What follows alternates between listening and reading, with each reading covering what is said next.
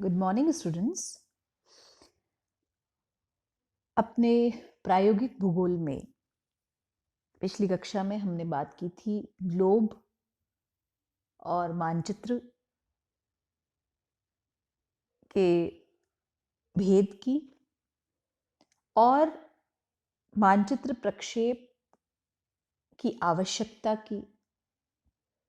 आज हम बात करेंगे मानचित्र प्रक्षेप, उसके तात्पर्य की और वर्गीकरण की। देखिए, सर्वप्रथम ये जानना जरूरी है कि मानचित्र प्रक्षेप क्या है, क्योंकि हमने बात की थी कि जब हम किसी गोलाभ यानी पृथ्वी की जो आकृति है गोलाभ की, उसको जब हम फ्लैट सरफेस पे, चूंकि उसे एक जगह से दूसरी जगह ले जाना संभव नहीं हो पाता, अध्ययन करना बहुत जटिल होता है, छोटे छोटे स्थान का अध्ययन करना बहुत जटिल होता है और किसी विशेष उद्देश्य से अध्ययन करना भी बहुत जटिल होता है। तो उसे सरल बनाने के लिए उसे हम एक फ्लैट सरफेस पर निरूपित करते हैं। तो इस निरूपण के दौरान सर्वप्रथम लैटिट्यूड एंड लॉन्गिट्यूड यानी अक्षांश और देशांतरों का एक व्यवस्थित ट्रांसफॉर्मेशन यानी विन्यास किया जाता है प्लेन सरफेस पे, और इस हेतु गणितीय या प्रकाशीय विधियों की सहायता ली जाती है, जिसे मानचित्र प्रक्षेप कहा जाता है। अर्थात ग्लोब की अक्षांश और देशांतरीय रेखाओं को मानचित्र में प्रदर्शित करने के लिए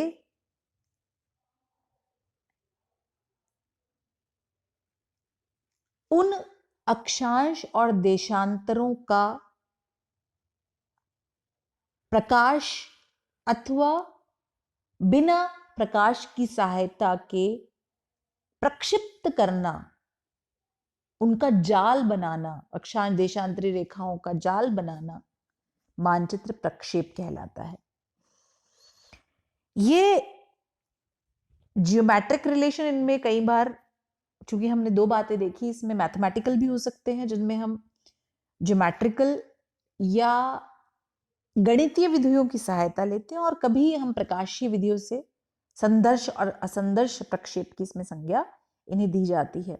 मैथमेटिकल प्रोजेक्शन एमए प्रीवियस के सिलेबस में है, और आपके ग्राफिकल यानी आलेखी विधि से जो प्रकाश की सहायता से बनाए जाने वाले जो प्रक्षेप है वो आपके सिलेबस में है।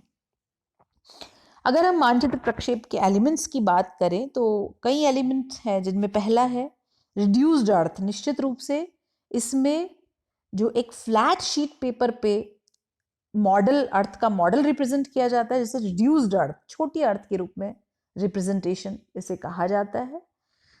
दूसरा आता है पैरेलल्स ऑफ लैटिट्यूड्स, यानी जो अक्षांश हैं उनके पैरेलल्स, उनके समानांतर, यानी जो कि इक्वेटर के समानांतर हैं, उन्हें यूनिफॉर्म डिस्टेंस पोल से यूनिफॉर्म डिस्टेंस पे सर्कल के रूप में होते हैं ये, लेकिन इन्हें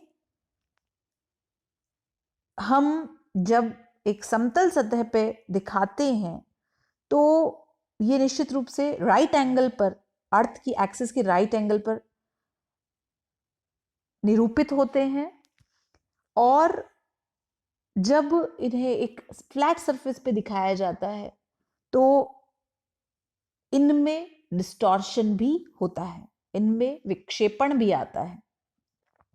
इसी तरह से मेरिडियन ऑफ लॉन्गिट्यूड, जो देशांतरी रेखा है, उनका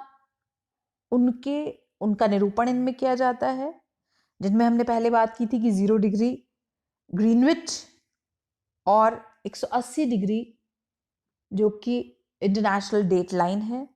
और ग्लोबल प्रॉपर्टी किसी भी रीजन का शेप, उसके पॉइंट्स के बीच में डिस्टेंस, उसका साइज एक्यूरेसी और उनका डायरेक्शन, बियरिंग, उनका किसी भी पॉइंट से जो डायरेक्शन है, तो इन सबको प्रिजर्व करने की मैप प्रोजेक्शन में यथासंभव प्रयास किया जाता है।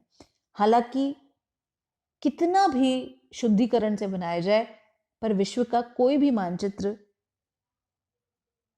पृथ्वी को पूर्णतः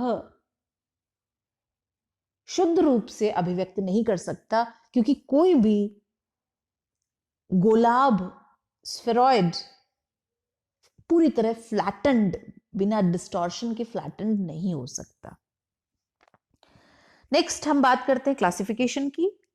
ड्राइंग मेथड यानी कि इनके बनाने की विधि के आधार पर दो प्रकार के क्लासिफिकेशन, कई आधारों पर मानचित्र प्रक्षेप को विभाजित किया जा सकता है। पहला आधार है ड्राइंग मेथड, कि किस तरह से उन्हें ड्रॉ किया जा रहा है, बनाया जा रहा है। इसमें दो पहलू हैं, पर्सपेक्टिव यानी संदर्श और असंदर्श। संदर्श प्रक्षेप वो जिनमें प्रकाश की सहायता से अक्षांश देशांतर रेखाओं का निरूपण किया जाता है। नॉन पर्सपेक्टिव यानी असंदर्श वो जिनमें प्रकाश की सहायता नहीं ली जाती है, अपितु कन्वेंशनल प्रोजेक्शन या मैथमेटिकल मेथड से, विशेष रूप से ट्रिग्नोमेट्री का, त्रिकोणमिति का सहारा लेकर के इसमें सारे प्रोजेक्शंस तैयार किए जाते हैं। डेवलपेबल सरफेस यानी कि जिस सरफेस पर अक्षांश और देशांतरीय रेखाओं का प्रक्षेपण किया जा रहा है, उस सतह के आधार पर मानचित्र प्रक्षेप को मुख्य रूप से 3 कैटेगरीज में बांटा जा सकता है। सिलेंड्रिकल यानी कि जिसमें यह कल्पना की जाती है कि जो ग्लोब है उसके ऊपर एक बेलन रख दिया गया है और उस बेलन की आकृति पर जहां जहां अक्षांश देशांतर रेखाएं स्पर्श कर रही हैं, वहां पर उनका प्रक्षेपण किया जाता है और बाद में उस बेलन को समतल करके उसको फ्लैटेंड करके उस पर मानचित्र बनाया जाता है, निरूपित किया जाता है। इसे कहा जाता है बेलनाकार प्रक्षेप। दूसरा आता है कॉनिकल या शंक्वाकार, जिसमें ग्लोब के चारों ओर एक कोन शेप, शंकु के आकार की एक सरफेस रखा जाता है और उस पर प्रकाश की सहायता से अक्षांश देशांतर प्रकाश की अथवा प्रकाश के बिना उस अक्षांश देशांतर रेखाओं का निरूपण किया जाता है और उसे काट करके फिर फ्लैटेंड करके एक फ्लैट शीट बनाई जाती है। इसी तरह से तीसरा है खमध्य सरफेस, खमध्य प्रोजेक्शन, जेनिथल प्रोजेक्शन कहा जाता है। देखिए, सिलेंड्रिकल में निश्चित रूप से जो डेवलपेबल एरिया है, जो समतल सतह है, वो सिर्फ इक्वेटर पर स्पर्श करेगी, जिससे जितनी भी अक्षांश रेखाएं सबकी लंबाई इक्वेटर के बराबर हो जाएगी। इसी तरह से जो कॉनिकल है उसमें अक्षांशीय जो निरूपण है वो 45 डिग्री पर, चूंकि बीच में होगा तो 45 डिग्री पर स्पर्श करेगा, तो 45 डिग्री पर तो बिल्कुल शुद्ध होगी, लेकिन शेष अक्षांशों पर ये अशुद्ध हो जाएगी। एक बात और, जहां पर प्रक्षेपण सतह स्पर्श करती है, जिस अक्षांश पर प्रक्षेपण सतह स्पर्श करती है उसे कहा जाता है मानक अक्षांश। That is very important. Standard parallel, जिस पर समतल सतह, जिस पर हम प्रक्षेपण कर रहे हैं, अक्षांश देशांतर रेखाओं का प्रक्षेपण कर रहे हैं, जहां वो स्पर्श करती है उस अक्षांश को मानक अक्षांश कहा जाता है। और ये तीसरा खमध्य, जिसमें कि जब सिलेंड्रिकल में इक्वेटर के बराबर है, कॉनिकल में 45 डिग्री के बराबर है, तो अशुद्धियां हैं।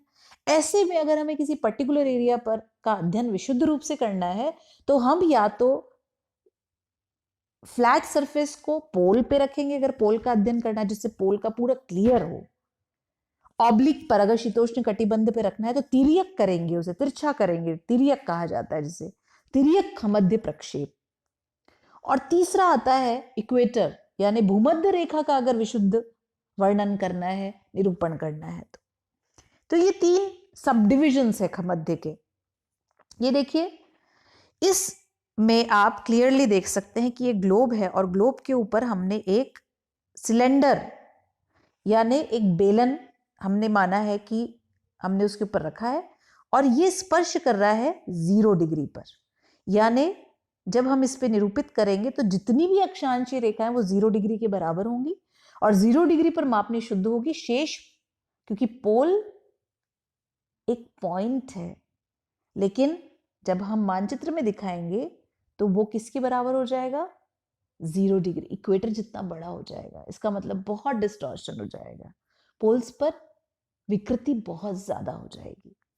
इसी तरह से दूसरे में हम एक एजम्पशन मान रहे हैं कि हमने कोन रखा है, शंकु रखा है, तो इस पे स्पर्श करेगा 45 डिग्री पर, यानी मानक अक्षांश है 45 डिग्री, यानी विशुद्धि शुद्ध जो होगा वो 45 डिग्री पर होगा, बाकी पर डिस्टॉर्शन हो जाएगा।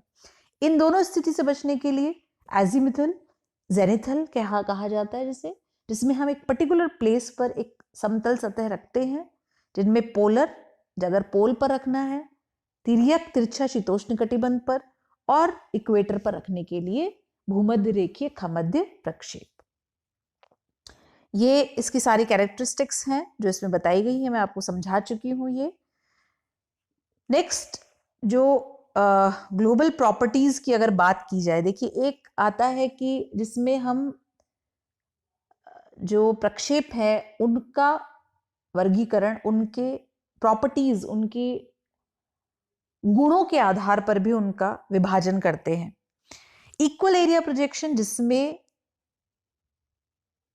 एरिया 4 चीजें हैं किसी भी प्रोजेक्शन में। किसी भी मानचित्र का जब हम निरूपण करते हैं तो एरिया, उसका क्षेत्रफल यानी कि शेप, उसकी आकृति, डायरेक्शन, जो उसका ओरिएंटेशन है, बियरिंग है, वो शुद्ध हो, और डिस्टेंस, 2 स्थानों के बीच में जो दूरी है वो बिल्कुल शुद्ध हो। ये 4 कैरेक्टरिस्टिक्स बहुत इंपॉर्टेंट है, किंतु कोई भी मानचित्र इन चारों प्रॉपर्टीज को प्रिजर्व नहीं कर पाता एक साथ। जिस उद्देश्य से उस मानचित्र की रचना की जा रही है, उस उद्देश्य की पूर्ति के लिए उस पर्टिकुलर प्रोजेक्शन का, उस पर्टिकुलर प्रक्षेप का चयन बहुत जरूरी है। अगर हमें शुद्ध क्षेत्रफल निर्धारित करना है जिसमें क्षेत्रफल किसी स्थान का बिल्कुल सही दिखाई दे, यदि हमने सिलेंड्रिकल प्रोजेक्शन ले लिया तो हमें निश्चित रूप से जो ग्रीनलैंड का एरिया है वो हमें बहुत बड़ा दिखाई देगा। ग्रीनलैंड अगर आप ग्लोब में देखें तो वो इतना बड़ा नहीं है जितना आप जब मानचित्र में देखते हैं तो आपको बहुत बड़ा दिखाई देता है, यानी कि उसका क्षेत्रफल डिस्टॉर्ट हो गया। तो अगर हमें ग्रीनलैंड का अध्ययन करना है तो हमें पोलर जेनिथल या ध्रुवीय खमध्य प्रक्षेप का चयन करना होगा। हम किस उद्देश्य के लिए किस प्रोजेक्शन का चयन करें, ये बहुत महत्वपूर्ण प्रश्न है। इसी तरह से शेप, अगर किसी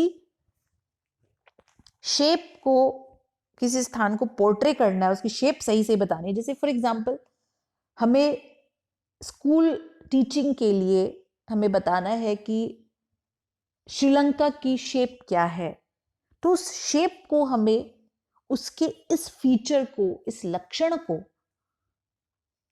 हमें संरक्षित करना होगा, तो उसके लिए ट्रू शेप प्रोजेक्शंस इस्तेमाल करने होंगे। इसी तरह ट्रू बियरिंग, जिनमें डायरेक्शन, और ये खास तौर से नेविगेशन के लिए होते हैं। अगर एक नाविक, एक हम कह सकते हैं मर्चेंट नेवी या कोई एक नेवी ऑफिसर अगर कहीं जा रहे हैं, नेविगेशन पर जा रहे हैं, नौका यात्रा पर जा रहे हैं और उन्हें अपनी करेक्ट बियरिंग चाहिए, करेक्ट उनका डायरेक्शन चाहिए, तो उसके लिए ट्रू बियरिंग प्रोजेक्शन यानी शुद्ध दिशा प्रक्षेप चयन करना होगा। भले ही उसमें एरिया डिस्टॉर्ट हो रहा हो, भले ही उसमें शेप डिस्टॉर्ट हो जाए, लेकिन उसमें बियरिंग करेक्ट होनी चाहिए। इसी तरह से इक्विडिस्टेंट यानी कि सम दूरस्थ प्रक्षेप, जिसमें स्केल करेक्टली मेंटेन हो और दो स्थानों की दूरी बिल्कुल सही पता रहे। जैसे कि अगर हमें खनिज का वितरण दिखाना है, तो अगर हमें पर्टिकुलर एरिया पर दिखाना है, पर्टिकुलर क्षेत्र पर दिखाना है, तो ऐसा ना हो कि अगर यॉर्कशायर, डर्बीशायर, लंकाशायर जो कोल प्रोडक्शन अगर दिखाना है यूके में, तो वो पर्टिकुलर एरिया पे डिस्टेंस को, इस फीचर को, इस एट्रीब्यूट को कंजर्व करना बहुत आवश्यक होगा। तो ये चीजें हैं जिससे ये प्रश्न वाइवा में कई बार पूछ लिया जाता है कि अगर आपको क्लासरूम टीचिंग में अगर स्टूडेंट्स को बताना है कि किस देश का आकार किस प्रकार का है, तो कौन सा एट्रीब्यूट, किस प्रकार का प्रोजेक्शन आप इस्तेमाल करेंगे। तो ये चयन प्रोजेक्शन का, प्रक्षेप का किस उद्देश्य से चयन किया जा रहा है, ये एक बहुत महत्वपूर्ण प्रश्न बन सकता है। तो जो बात हमने की यहाँ पर प्रोजेक्शन की जो प्रॉपर्टीज हैं, जो क्राइटेरिया है जो हर प्रोजेक्शन कवर करने का प्रयास करता है, वो है शेप का, डिस्टेंस का और एरिया का प्रॉपर रिप्रेजेंटेशन। एक और संदर्भ है यहाँ पर, जब जेनिथल प्रोजेक्शन की बात विशेष रूप से की जाती है, जब जो प्रक्षेपों की बात, वर्गीकरण की बात की जाती है, मध्य प्रक्षेपों में भी बात की जाती है। ये जो प्रक्षेप हमने देखे कि डेवलपेबल सरफेस के बेस पर जो बात की हमने, बेलनाकार और कॉनिकल, शंकुधारी और खमध्य, उनमें एक बात, एक और इसमें एस्पेक्ट आता है कि लाइट का सोर्स, यानी जब हम संदर्श और असंदर्श की बात कर रहे थे, तो संदर्श जब प्रकाश की सहायता से हम बनाते हैं, तो उसमें प्रकाश का स्रोत कहाँ पर है, दैट इज वेरी इंपॉर्टेंट। प्रकाश 3 स्थान से परिकल्पित किया जा सकता है। देखिए, ऐसा नहीं है कि सच में कोई टॉर्च है और सच में हम उस पे फोकस डाल रहे हैं, ऐसा नहीं है, लेकिन ये परिकल्पना है, एक काल्पनिक स्वरूप है। आपने देखा होगा कि कभी हम मूवी देखते हैं, हम थिएटर में जाते हैं, तो पीछे से एक लाइट, एक जो दर्शक दीर्घिका के ऊपर पीछे की ओर एक लाइट डाली जाती है, जिससे पर्दे पर, जो बड़ा पर्दा होता है, वहां उस लाइट के जरिए आप उसे बड़ा करके देख पाते हैं, इतने बड़े पर्दे पर देख पाते हैं। तो वही सेम जो सिद्धांत है वो यहाँ काम करता है। उसी प्रकाश की कल्पना से हम ये मानते हैं कि हमने ग्लोब पर लाइट डाली है और वो लाइट उस कागज पर, उस समतल सतह पर जाल बना रही है अक्षांश देशांतर रेखाओं का, और फिर हम उसे फ्लैटन करते हैं, समतल करते हैं, और उसके बाद हम अपने मानचित्र का निरूपण करते हैं। तो सोर्स ऑफ लाइट 3 जगह से हो सकता है। सेंटर ऑफ द ग्लोब यानी केंद्र से, जिसे नॉमनिक यानी कि केंद्रक प्रक्षेप कहा जाता है। स्टीरियोग्राफिक, जिसमें उसके ग्लोब की जिस जगह पर समतल सतह रखी है उसकी डायमेट्रिकली उसके ऑपोजिट यानी विपरीत स्थान से, विपरीत पॉइंट से प्रकाश की कल्पना की जाती है। इसी तरह से लंबकोणीय ऑर्थोग्राफिक जिसे कहा जाता है, जहां से अनंत से प्रकाश की कल्पना की जाती है। यहां इसमें आप क्लियरली देख सकते हैं, इसमें जहां पर लंबकोणीय यानी अनंत से प्रकाश की कल्पना, ये समतल सतह है, जहां इससे अनंत से प्रकाश आएगा तो इन्हें इंटरसेक्ट करते हुए यहाँ पर अक्षांशीय रेखाएं प्रोजेक्ट होंगी। नॉर्मोनिक यानी केंद्र से, ग्लोब के केंद्र से प्रकाश आ रहा है, ये इंटरसेक्ट करेंगी और यहाँ पर दिखाई देगी। और त्रिविम यानी कि इस समतल सतह के व्यासतः सम्मुख, व्यास ये त्रिज्या है, आधा त्रिज्या है, आपको ध्यान होगा, और व्यासतः सम्मुख स्थान से प्रकाश की कल्पना की जाती है और इंटरसेक्ट करते हुए अक्षांशीय रेखाओं को इस समतल सतह पर प्रोजेक्ट किया जाता है। इसी तरह से जब कोई भी प्रक्षेप अपनी सारी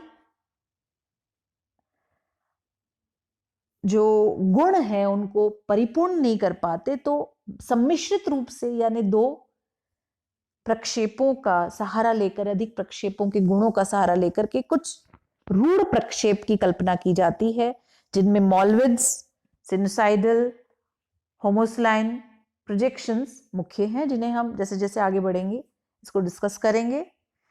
तो प्रोजेक्शन बेसिकली क्या करते हैं, जो कि डायरेक्शन प्रिजर्व कर सकते हैं, शेप प्रिजर्व कर सकते हैं, एरिया प्रिजर्व कर सकते हैं, डिस्टेंस प्रिजर्व कर सकते हैं, shortest route, great circles navigation के लिए या अध्ययन के लिए किसी भी रूप में वो हमें मदद कर सकते हैं। तो मैप प्रोजेक्शन में इन सारी कैरेक्टरिस्टिक्स को एक साथ प्रिजर्व नहीं किया जा सकता, लेकिन इनमें अधिकांश को कवर किया जा सकता है। एक बहुत इंपॉर्टेंट जो एक सेंटेंस है कि कोई भी पूरी तरह एक्यूरेट नहीं है प्रोजेक्शन, लेकिन कोई भी ऐसा नहीं है जो कि सिवियरली यानी पूरी तरह से गलत हो। इसीलिए कोई ना कोई उद्देश्य की पूर्ति के लिए मानचित्र प्रक्षेप सार्थकता बनाए रखता है, अर्थात हमारे जो उद्देश्य हैं उन्हें पूरा करने में सक्षम है। तो वाइवा के लिए कई प्रश्न इसमें बन सकते हैं। प्रोजेक्शन का क्या तात्पर्य है और मानक अक्षांश जिसकी बात हमने की किसे कहते हैं, प्रक्षेप की क्या आवश्यकता है, बेलनाकार प्रक्षेप किसे कहते हैं, शंक्वाकार प्रक्षेप किसे कहते हैं, खमध्य प्रक्षेप किसे कहते हैं, केंद्रक खमध्य प्रक्षेप किसे कहते हैं, लंबकोणीय प्रक्षेप किसे कहते हैं, त्रिविम प्रक्षेप किसे कहते हैं, ध्रुवीय खमध्य प्रक्षेप किसे कहते हैं, तिर्यक और भूमध्य रेखीय खमध्य प्रक्षेप किसे कहते हैं, नेविगेशन के लिए किस प्रकार का प्रक्षेप काम में लिया जा सकता है, एट्रीब्यूट्स के गुणों के आधार पर कौन कौन से प्रक्षेप के प्रकार हो सकते हैं। तो इन सारे प्रश्नों को आप शॉर्ट परिभाषित डेफिनेशनल फॉर्म में बना लीजिए, जो कि वाइवा के लिए आपको बहुत ही फेवरेबल होंगे। नेक्स्ट वीडियो में हम प्रोजेक्शन ड्रॉ करना सीखेंगे। Thank you and take care.